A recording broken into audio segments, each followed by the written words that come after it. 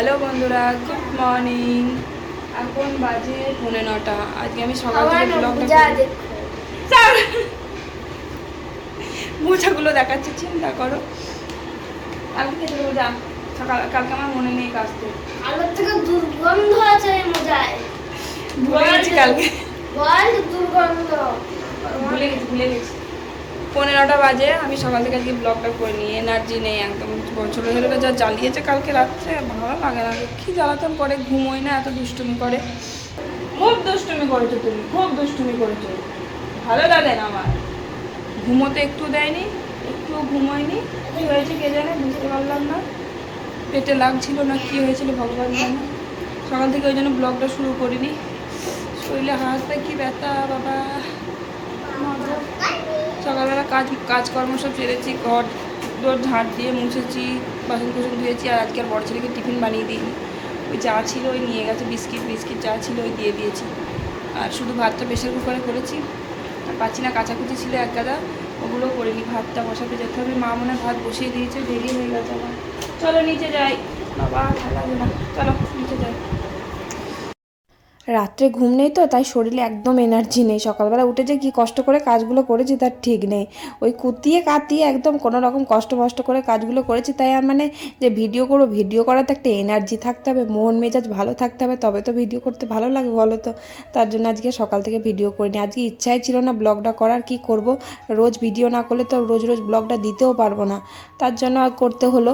আর এই দেখো মা ভাতটা বসিয়ে দিয়েছে, আর আজকেও ডাটা হবে। ডাটাগুলো ওই কলপারের কাছে রেখে দিয়েছিলাম, কারণ ভেজা ভেজা থাকবে, ভালো থাকবে, তার জন্য কালকে ডাটাগুলো রেখে দিয়েছিলাম। আর ডাটাগুলো কালকে গাছ থেকে পেরেছে। আর ডাঁটা ভালো লাগছে না। তোমরা যারা ডাঁটা খেতে ভালোবাসো নিয়ে যাও তোমাদের বাড়ি থেকে। আমার ভালো লাগছে না রোজ ডাঁটা রান্না করতে। আমার ডাঁটা খেতে ভালো লাগে, মোটা মোটা ডাঁটা। দেখো মনের মতনই ডাঁটা মোটা মোটা, তাও কি রোজ ডাঁটা খেতে ভালো লাগে বলো দেখিনি। ডাঁটা করবো, ডাঁটা ওরাই খাবে, আমি খাবো না। মোটা মোটা ডাঁটা হলেও আমি খাবো না। আমার রোজ ডাঁটা ভালো লাগছে না খেতে। আর আমাদের ভাতটা এত জাল খায় না, কি বলবো। দেখো রত্না চালের ভাত, সেই ভাত বসানো হবে 1 ঘন্টা আগে, 1 ঘন্টা 1.5 ঘন্টা লেগে যায় ভাত হতে। আর আসলে উনুনটা না একটু ঘোচা মতন হয়ে গেছে, একদম বুজে গেছে উনুনটা, মাটি দিয়ে লেপে লেপে না কেমন হয়ে গেছে। তার জন্য ভালো জালটা উপরের দিকে ওঠে না। উনুনটাকে ভাঙতে হবে, ভেঙে আবার নতুন করে ঠিক করতে হবে, তা না হলে খুব অসুবিধা হচ্ছে রান্না করতে, অনেক দেরি হয়ে যাচ্ছে। জাল খাচ্ছে না ভালো, মানে জাল খাচ্ছে ভালো, প্রচণ্ড জাল খাচ্ছে ভালো। যদি উনুন হয় না, অল্প কাঠের মধ্যে রান্না হয়ে যায়। এত কাঠ লাগে না, রান্নাই হয় না, কাঠগুলোই যেন খেয়ে নেয় এক তো। তার জন্য উনুনটা ভাবছি ভাঙবো। এ মাসে তো ভাঙতে নেই, ও মাসে ভাঙবো। তো ভাতটা হলো কতক্ষণ পর, তো ভাতটা নামিয়ে দিলাম। আর মা আজকে কী করছে জানো, মা আজকে না গুগুলি ছাড়াচ্ছে। আর অনেকে তোমরা হয়তো গুগুলি খেতে ভালোবাসো না, পছন্দ করো না, কিন্তু গুগুলি না আমাদের বাড়িতে সবাই খেতে ভালোবাসে। আমার খুব একটা ভালো লাগে না। আমার না গুগুলি থেকে কাঁকড়া খেতে ভীষণ ভালো লাগে। তো মা এখন গুগুলি বাচ্চা। আর গুগুলিগুলো কোথায় ছিল জানো, গুগুলি আমাদের পুকুরে যে মাছ তোলা হয়েছিল না, পুকুরের জলগুলো ছেঁচে ফেললো, আমাদের পুকুরেই হয়েছিল। তো জেঠু শ্বশুর, আমার জেঠু আবার ওই গুগুলিগুলো তুলে এনেছে কেন বলো তো। জেঠু না ওই চোখে দেয়, বলে চোখে গুগুলি দিলে নাকি চোখ ভালো থাকে। তো অনেকগুলো এনেছিল। জেঠু বলেছে এত গুগুলি তো আর আমার লাগবে না, এত গুগুলিগুলো যদি পারো তাহলে ছাড়িয়ে খেও। আর আমার শাশুড়ি মা যে গুগুলি খেতে ভালোবাসে, বসে বসে এখন বাঁচছে কুয়োর পাড়ে। তো এত দেরি হয় গুগুলি বাঁচতে, দিয়ে আমি আবার কী করলাম জানো, এবার কাঁচায় মা তুলতে যাচ্ছিল, কিন্তু পারছে না। কাঁচা তো আমরা পারি না, কোনোদিন সব করাও নেই, উঠছে না কিছুতেই। আমি একটু জল গরম করে ফুটিয়ে দিয়ে এলাম ওই গুগুলির মধ্যে, তাহলে কি বলতো ফটাফট উঠে যাবে। আমি কয়েকটা তুলে দিয়ে এলাম, আর ভাতটা হয়ে গেল, ওই জন্য তাড়াহুড়ো করে ভাতটা নামাতে এলাম। তা না হলে গুগুলি একা একা বাঁচা অনেক দেরি হয়। আমরা কোনোদিন বাঁচিনি, মানে অনেক বছর আগে একবার এনেছিল এরকম গোটা গোটা আমাদের পুকুর থেকেই, তো তখন একবার বেঁচেছিলাম। আর এই এখন। আর গুগুলি বেশিরভাগই আমাদের কিনে নিয়ে আসে, 15 টাকা করে নেয়। কত গুগুলি দেয় জানো, এত গুগুলি দেয়। একজন বয়স্ক মহিলা, উনি আমাদের বাড়িতে দেয় গুগুলি। তো এখন আর হয়তো বয়স হয়ে গেছে, তুলতে পারে না। কি সুন্দর গুগুলি ছাড়ায়, পুরো পরিষ্কার। আর কত বড় বড় গুগুলি, এত পরিষ্কার করে গুগুলি ছাড়ায়। আর আমরা কি ওনার মতন পারি নাকি, তাই কোনোদিনও করা নেই, অভ্যাস নেই। তো যাই হোক, মা এখন ছাড়াচ্ছে। মা খেতে ভীষণ ভালোবাসে গুগুলিগুলো। আলু দিয়ে বেগুন দিয়ে তরকারি করলে খুব ভালো লাগে, কিন্তু বেগুন আজকে নেই। তো তার জন্য আলু দিয়ে পেঁয়াজ দিয়ে একদম ঝাল ঝাল করে করব। আর গুগুলি খেতে আমার শ্বশুরমশাইও খুব ভালোবাসে, আমার বড়ও খায়, আমার বড় ছেলেও খুব ভালোবাসে। আমি খুব একটা পছন্দ করি না, আমার কাঁকড়াটা বেশি ভালো লাগে গুগুলির থেকে। আর এই যে দেখো, ডাঁটার মধ্যে একটু পোস্ত সর্ষে বাটা দিলাম, দিয়ে ডাঁটাটা শুধু ঝোল বসিয়ে দিলাম। শুধু আর কি, মানে হালকা অল্প মতো ঝোল করব, কারণ মোটা ডাঁটা তো, ওসব বেশ তেরানি ঝোল করলে ভালো লাগবে না। দেখো কাণ্ড, তোমাদের তো একটা কথা বলাই হয়নি। আমার তো অনেকে মুসলিম দিদি ভাই বোন অনেকে ভিডিও দেখে, অনেকজন কমেন্ট করে। তো বাংলাদেশ থেকে অনেকে দেখে, অনেক অনেক জায়গা থেকে কমেন্ট করে। তো আজকে তো ঈদ, তোমাদের তো শুভেচ্ছা জানানোই হয়নি। ঈদ মোবারক। ঈদের আজকের দিনে তোমাদের অনেক অনেক শুভেচ্ছা আর অনেক অনেক ভালোবাসা। আজকের দিনে তোমরা অনেক অনেক আনন্দ করো, অনেক অনেক মজা করো আর ভালো থেকো। অনেক ভালোবাসা, অনেক শুভেচ্ছা রইলো তোমাদের জন্য। আর ডাঁটার তরকারিটা বসিয়ে দিই না, ভাতটা তুলে আলু সিদ্ধগুলো মেখে ভাত দিয়ে দিলাম, কারণ বেলা হয়ে যাচ্ছে, কারণ মা এখন গুগলি বাজতে ব্যস্ত। তো তার জন্য ভাতটা আমি, আলু সিদ্ধটা মাই মাখে দিয়ে ভাত দিয়ে দেয়। আজকে তো মা ব্যস্ত আছে, তার জন্য আমি আলু সিদ্ধগুলো মেখে ভাতটা দিয়ে দিলাম। আর এই যে দেখো, ডাঁটাটাও একদম কি সুন্দর গলে গেছে, খুব সুন্দর, বেশ ভালো গলেছে, পুরো টাটকা ডাঁটা তো তার জন্য। তাছাড়া ডাঁটাটা কিন্তু কালকে তোলা। ডাঁটাটা দেখেছো একদম মানে খুব বেশি ঝোল ঝোল করিনি, শুকনো শুকনো হালকা রস মতো রেখেছি। আর এই যে দেখো গুগলি, এত এত গাদা গাদা গুগলি ছাড়িয়ে এই কটা গুগলি হয়েছে, খোলাই সার আর কি। তো গুগলিটা একটু ভালো করে গরম জলে ফুটিয়ে নিলাম, কারণ একটু লালানি থাকে তো গন্ধ লাগতে পারে আঁশটে আঁশটে। অনেকে কিন্তু গুগলি খেতে ভালোবাসে না, ঘেন্না করে। তো আগে ভাগেই আমি বলে দিচ্ছি, তার জন্য কিন্তু সরি। দেখো অনেকে তো অনেক জিনিস পছন্দ করে না, আবার অনেকে অনেক জিনিস খেতে ভালোবাসে। তো আমাদের বাড়িতে গুগলিটা না সবাই খেতে ভালোবাসে। তারপর এই দেখো তেলে একটু ভালো করে গুগলিটা ভেজে নিলাম। খুব বেশি ভাজতে হয় না, হালকা করে ভাজলেই হয়, কারণ বেশি ভাজলে না গুগলিগুলো শক্ত হয়ে যাবে।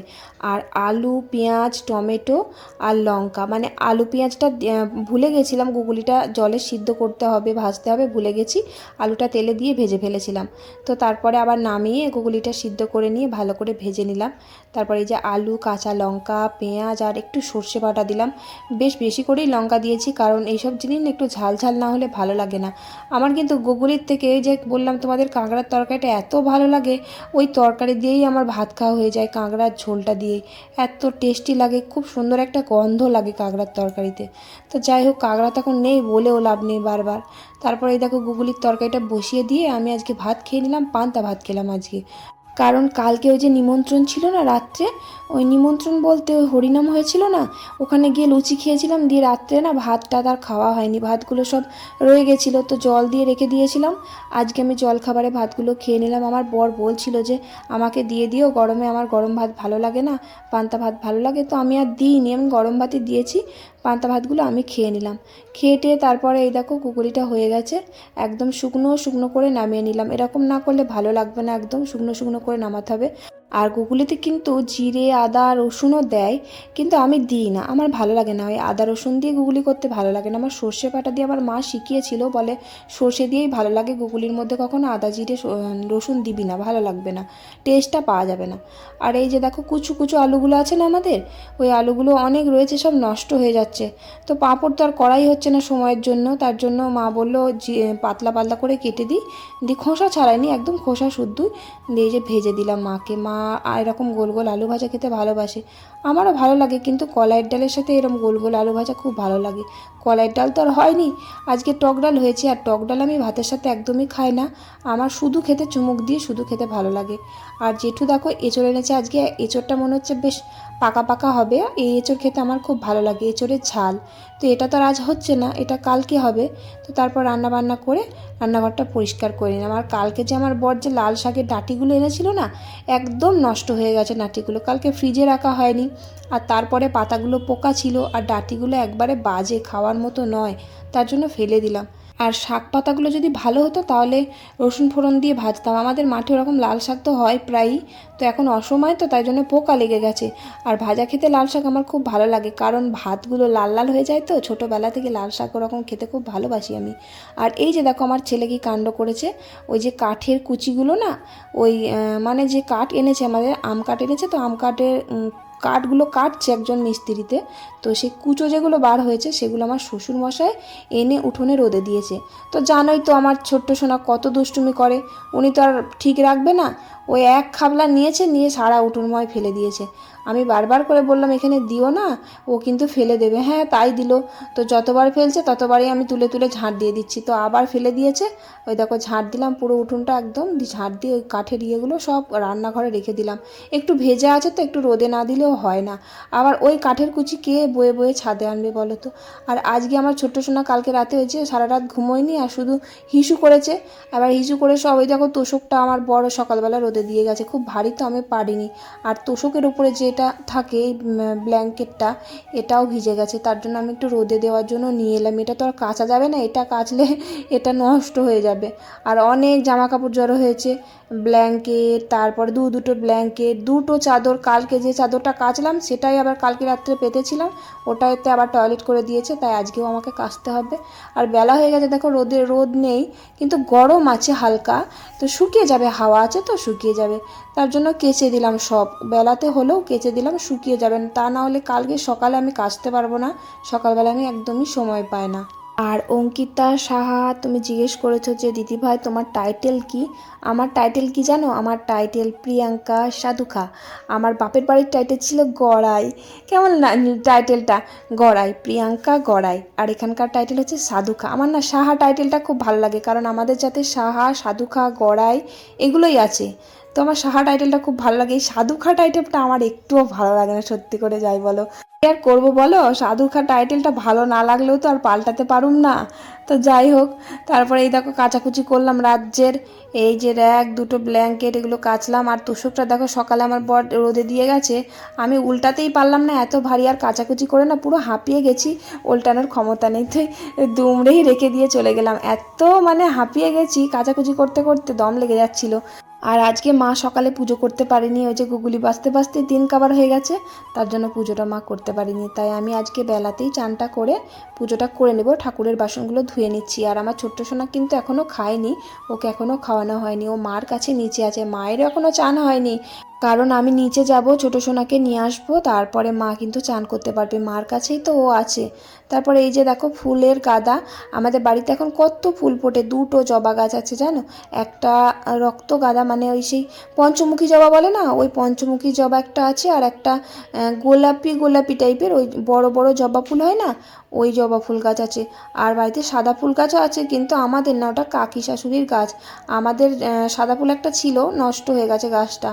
ফুল গাছ বাড়িতে থাকলে লোকের বাড়িতে ফুল চাইতে যেতে হয় না, খুব সমস্যা, বিশেষ করে গরমকালে। কারণ শীতকালটা তো গাঁদা ফুল বিক্রি করতে আসে, আর বাড়িতে শীতকালে গাঁদা ফুল লাগালেও কত কত ফুল হয়, তার জন্য শীতকালে অসুবিধা হয় না, গরমকালে পুজো করার খুব অসুবিধা হয়। আর এই যে দেখো আমার বর এই ডাঁটা গাছটা ভেঙে একদম কেটে কুটে শাকগুলো নিয়ে এসেছে। বড্ড খারাপ লাগছিল শাকগুলো ফেলে দিতে, মাকে শুধু বলেই যাচ্ছি, মা শাকগুলো কি করব, ফেলে দেবো ফেলে দেবো। আমার খেতে খুব ভালোবাসি আমি, জানোই তোমরা, সজনের শাক আমার সব থেকে প্রিয়, সমস্ত শাকের থেকে সজনের শাক আমার সব থেকে প্রিয়। কী খারাপ লাগছে আমার শাকগুলো ফেলে দিতে। আর সজনের শাক বলে যে বাসি খেতে নেই, জ্বর আসে বলে সজনের শাকের, তার জন্য ফ্রিজে রেখে দেওয়াও যাবে না, যে আমি বেছে গুছে ফ্রিজে রেখে দেবো, তো রেখেও দেওয়া যাবে না। তার জন্য দেখো ওই মা আর আমি বসে বসে শাকগুলো বাছলাম, দিয়ে দেখো রান্না করতে লেগে গেছি।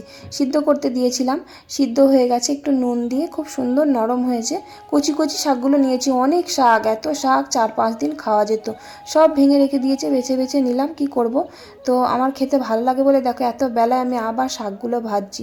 রসুন দিয়েছি বেশি করে, আর শুকনো লঙ্কা দিয়েছি দুটো, দিয়ে বেশ ভালো করে ভাজা ভাজা করে নিলাম। আর আমার শ্বশুরমশাইও কিন্তু সজনে শাক খেতে ভালোবাসে, আমার বর কিন্তু খেত না, এখন আবার রিসেন্ট দেখছি খাচ্ছে সজনে শাক, আগে কিন্তু খেত না।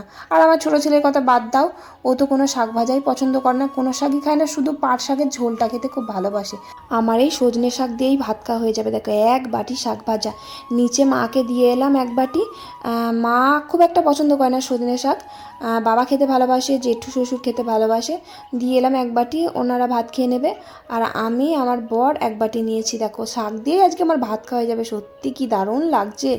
আর আমার দেখেছো ওই চান টান করে বসে বসে এডিট করছিলাম, দিয়ে ওই যে কাচাকুচি করলাম, চান টান করে ছোটো সোনাকে খাইয়ে ঘুম পাড়িয়েছি, ঘুম পাড়ানোর পর তারপরে বসে বসে এডিট করছিলাম। তারপরে আমার বড় শাকগুলো নিয়ে এলো, নিয়ে দেখো চুলটাও যে আঁচড়াবো, চুলটাও কিন্তু আমি আঁচড়াইনি, ওই ভেজা মাথাতেই খেতে বসে গেছি। ওই তো তাড়াহুড়ো করে চুলটা কোনো রকম ছেড়ে শাকগুলো বাছছিলাম, দিয়ে বেছে তারপরে ভাজতে লেগে গেলাম, ওই করতে করতেই আমার সময় চলে গেল। তারপরে এই যে খাওয়া দাওয়ার পর আমি এডিট করলাম, এডিট করে একটুখানি চোখটা বুজেছি, কারণ এডিট করতে করতে আমার যা হাই ওঠে, এত ঘুম পায় একদম। এক এক সময় জানো চোখে মুখে জল দিয়ে এসে বসি, কিছু করার নেই, এডিট না করলেও আমি ভিডিওটা দিতে পারবো না। তাই ওই 5 থেকে 10 মিনিট মতো চোখটা একটু বুঝি, দিয়ে আবার এডিট করি। এই যে 4টে 4:30টার দিকে বাসন কোসনগুলো আমি ধুয়ে নিলাম, দিয়ে পরিষ্কার করে দিলাম। দোকান খুলবে না নাকি?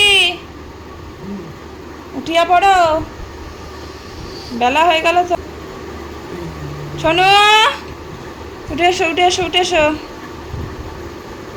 5টা বাজে, 5টা 10 আমি কিন্তু বলে দিলাম।